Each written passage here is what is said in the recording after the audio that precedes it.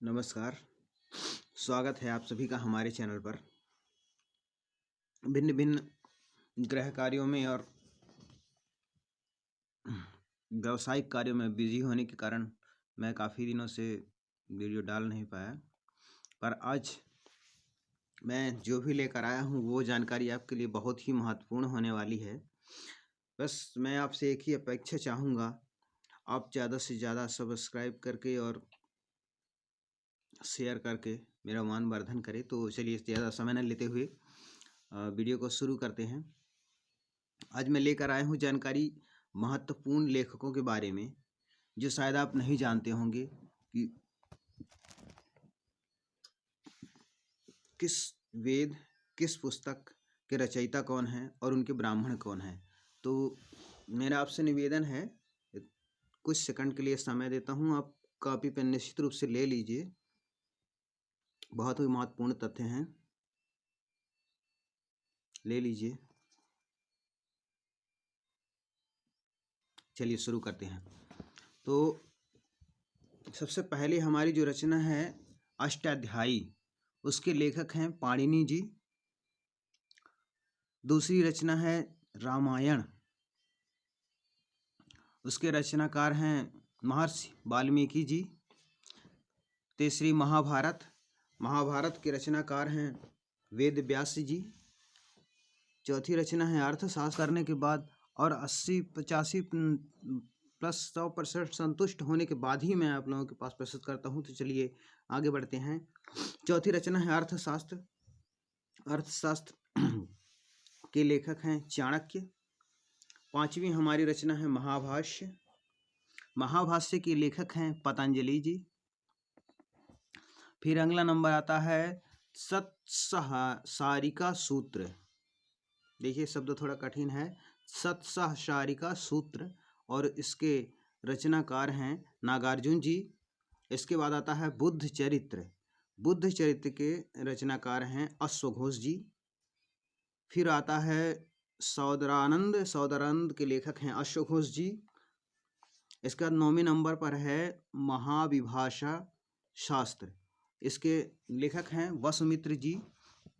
इसके बाद 10 नंबर पे आता है स्वप्नवास वदत्ता। स्वप्नवास वदत्ता के लेखक हैं भास जी। इसके बाद आता है कामसूत्र। कामसूत्र के लेखक हैं वात्सायन जी। इसके बाद आता है कुमार संभवन। कुमार संभवम के लेखक हैं कालिदास जी। इसके बाद हमारी अगली रचना है अभिज्ञान शकुंतलम। अभिज्ञान शकुंतलम के रचनाकार भी कालिदास जी हैं। कालिदास जी की एक और रचना है मेघदूत। हमारी अगली रचना भी कालिदास जी की ही है, रघुवंशम। और कालिदास जी की एक और रचना है मालविकाग्नि मित्रम। अब आगे बढ़ते हैं। हमारी अगली रचना है नाट्य शास्त्र। नाट्य शास्त्र के लेखक हैं भरत मुनि। हमारी 19वीं रचना है देवी चंद्रगुप्तम। इसके रचनाकार हैं विशाखा दत्त जी। 20वीं रचना है मोक्ष कटिकम। इसके रचनाकार हैं शूद्रक।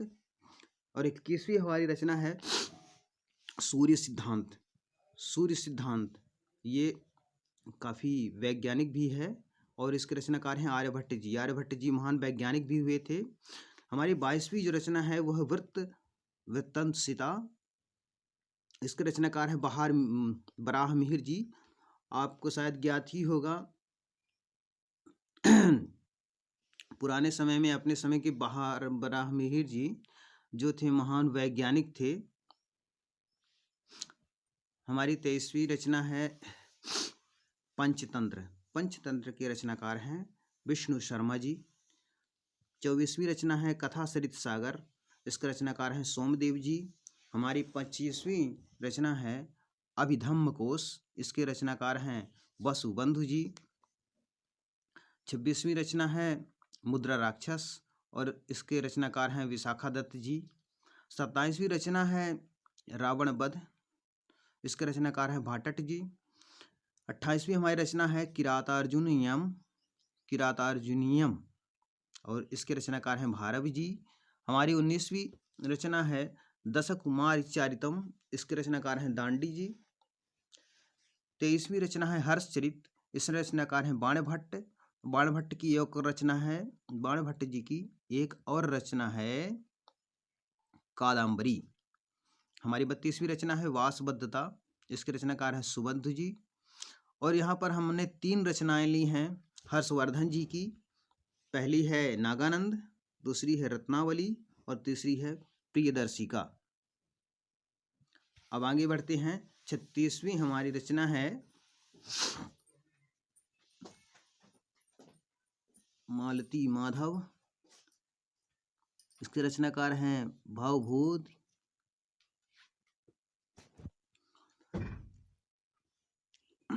हमारी 37वीं जो रचना है पृथ्वीराज विजय।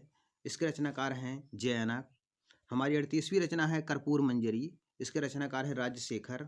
हमारी 29वीं रचना है काव्य मीमांसा। इसके रचनाकार भी हैं राजशेखर। हमारी 40वीं रचना है नव सहसांक चरित्र और चरित्र। इसके रचनाकार हैं पद्मगुप्त। हमारी 41वीं रचना है शब्दानुशासन और इसके रचनाकार हैं राजा भोज। हमारी 42वीं रचना है बृहत कथा मंजरी। इसके रचनाकार हैं क्षेमेंद्र। हमारी 23वीं रचना है नैषध चरितम। इसके रचनाकार हैं श्रीहर्ष। और 44वीं रचना है विक्रमादेव चरित। इसके रचनाकार हैं विल्हण। इतिहासों में जाएं तो आपको शायद ज्ञात होगा कि विक्रमादित्य के समय में ही बराहमिहिर जी, सॉरी शब्द थोड़ा कठिन है तो विभ्रंश हो रहा है।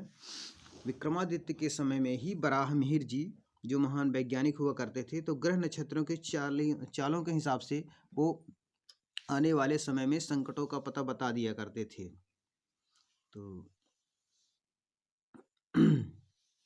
हमारी 45वीं रचना है कुमार पलचरित और इसके रचनाकार हैं हेमचंद्र। कुमार पालचरित, इसके रचनाकार हैं हेमचंद।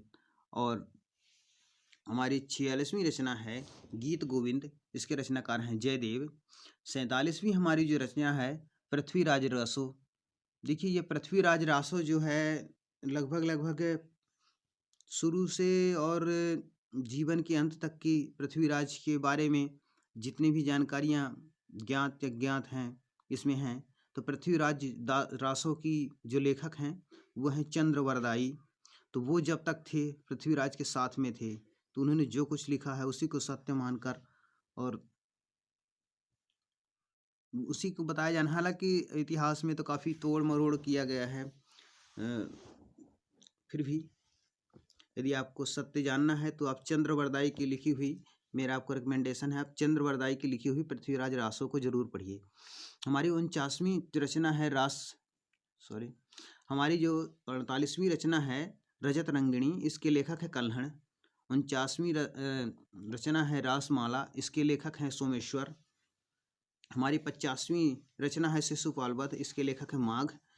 51वीं रचना है गौड़वाहु और इसके लेखक हैं वाकपति।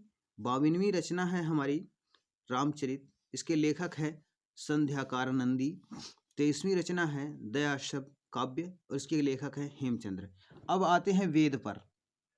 कुछ छोटे छोटे प्रश्न हैं लोगों के, वेद ज्ञान पर आते हैं। तो वेद किसे कहते हैं? तो इसका छोटा सा 2 लाइन में कहें तो इसका उत्तर एक शब्द में दिया जा सकता है या फिर एक वाक्य में दिया जा सकता है। ईश्वरीय ज्ञान की जो पुस्तक है उसी को वेद कहते हैं। अब वेद ज्ञान किसने दिया? तो प्रत्यक्ष या प्रत्यक्ष उपलब्ध तो नहीं प्रमाण, फिर भी हम कह सकते हैं वेद ज्ञान ईश्वर ने दिया। कब दिया? तो ईश्वर ने सृष्टि के लगभग आरंभ में दिया। अब एक और प्रश्न है क्यों दिया? तो मानव मात्र के कल्याण के लिए दिया। चलिए, ये तो ऐसे कुछ प्रश्न रहे जो अभी सुलझे या अनसुलझे हैं। अब वो प्रश्न और उनके उत्तर मैं आपको देता हूँ जो सुलझे हुए हैं। वेद कितने हैं? वेद 4 हैं, ऋग्वेद, यजुर्वेद, सामवेद, अथर्ववेद। अब इन वेदों के ब्राह्मण भी हैं, शायद आपको नहीं मालूम होगा, तो अब ध्यान दे लीजिए। जो 4 वेद हैं हमारे ऋग्वेद, यजुर्वेद, सामवेद, अथर्ववेद, इन चारों के ब्राह्मण हैं। ऋग्वेद के ऐतरेय, यजुर्वेद के शतपथ, सामवेद के तांड, अथर्ववेद के गोपथ। वेदों के उपवेद भी हैं, वेदों के 4 उपवेद भी हैं। तो ऋग्वेद के उपवेद है आयुर्वेद, यजुर्वेद का उपवेद है धनुर्वेद, सामवेद का उपवेद है गंधर्व वेद और अथर्ववेद का उपवेद है अथर्ववेद का उपवेद है अथर्ववेद। तो वेदों के 6 अंग हैं। 6 अंग कौन कौन से हैं? शिक्षा, कल्प, निरुक्त, व्याकरण, छंद, ज्योतिष। अब वेदों का ज्ञान ईश्वर ने किन किन ऋषियों को दिया था? तो वेदों का ज्ञान 4 ऋषियों को मिला था। ऋग्वेद का ज्ञान अग्नि को, यजुर्वेद का ज्ञान वायु को, सामवेद का ज्ञान आदित्य को और अथर्ववेद का ज्ञान अंगिरा को मिला था। अब इन वेदों का ज्ञान ऋषियों को कैसे मिला था? तो इन वेदों का ज्ञान ऋषियों को समाधि की अवस्था में मिला था। वेदों में ज्ञान कैसे है? तो वेदों में ज्ञान सत्य विधाओं का ज्ञान विज्ञान है। वेदों के विषय कौन कौन से हैं? तो वेदों के विषय 4 हैं। ऋग्वेद का विषय है ज्ञान, यजुर्वेद का विषय है कर्म, सामवेद का विषय है उपासना और अथर्ववेद का विषय है विज्ञान। अब वेदों से जुड़ी हुई महत्वपूर्ण जानकारियां मैं आपको दे रहा हूं, छंद और मंडल और अष्टक और सूत्र, अनुवाद और ऋचाओं के बारे में। तो ऋग्वेद में आइए आते हैं। तो ऋग्वेद में है 10 मंडल, 8 अष्टक, 1028 सूक्त, 85 अनुवादक और 10,589 ऋचाएं। यजुर्वेद में 40 अध्याय हैं और 1975 मंत्र हैं। सामवेद में 6 अरिचक हैं, 6 अध्याय हैं और 1875 ऋचाएं हैं। अथर्ववेद में 20 कांड हैं, 731 सूत्रक हैं और 5977 मंत्र हैं। अब अक्सर चलता रहता है इन ए प्रेजेंट टाइम, तो आप कहेंगे तो चलता रहता है ये मनुवाद शब्द का जो बहुत ही ढिढोरा पीटा गया है। तो स्पष्ट कर दूं, वेदों में वेद पढ़ने का अधिकार किसको है? तो वेद पढ़ने का अधिकार मनुष्य मात्र को है। मनुष्य मात्र से तात्पर्य इस पृथ्वी पर, इस वसुंधरा पर जो भी है वो सभी पढ़ सकते हैं। अब एक और प्रश्न आता है, क्या हमारी वेदों में मूर्ति पूजा का विधान है? तो मूर्ति पूजा का विधान हमारे वेदों में नहीं है, बिल्कुल भी नहीं है। वेदों में अवतारवाद का प्रमाण है क्या? जी नहीं, वेदों में अवतारवाद का भी प्रमाण नहीं है। अब वेदों की सृष्टि, वेदों की जो उत्पत्ति है, तो लगभग अगर कहा जाए तो एक हिसाब से सृष्टि के आरंभ अर्थात 1,96,08,83,000 वर्ष पूर्व हुई। तो वेद ज्ञान के जो सहायक दर्शन उप अंग कितने हैं? तो 6 हैं, 6 दर्शन हैं उपांग जिसे कह सकते हैं वेद के। तो इनमें पहला है न्याय दर्शन, इसके लेखक हैं गौतम मुनि। दूसरा है वैशेषिक दर्शन, इसके लेखक हैं कणाद मुनि। तीसरा है योग दर्शन, इसके लेखक हैं पतंजलि मुनि। चौथा है मीमांसा दर्शन, इसके लेखक हैं जैमिनी मुनि। पांचवा है सांख्य दर्शन, इसके लेखक हैं कपिल मुनि। छठवां है वेदांत दर्शन और इसके लेखक हैं व्यास मुनि। तो शास्त्रों के विषय क्या हैं? तो शास्त्रों के विषय हैं आत्मा, परमात्मा, प्रकृति, जगत, उत्पत्ति, मुक्ति अर्थात सब प्रकार के भौतिक व आध्यात्मिक ज्ञान विज्ञान आदि। अब वीडियो काफ़ी लंबी हो चली है तो इसको यहीं पर समाप्त करते हैं। अब हम अगली वीडियो में आएंगे उपनिषदों के बारे में। तो आज का विषय कैसा लगा आपको? पसंद आया हो तो ज़रूर बताइएगा, कमेंट कीजिएगा। धन्यवाद।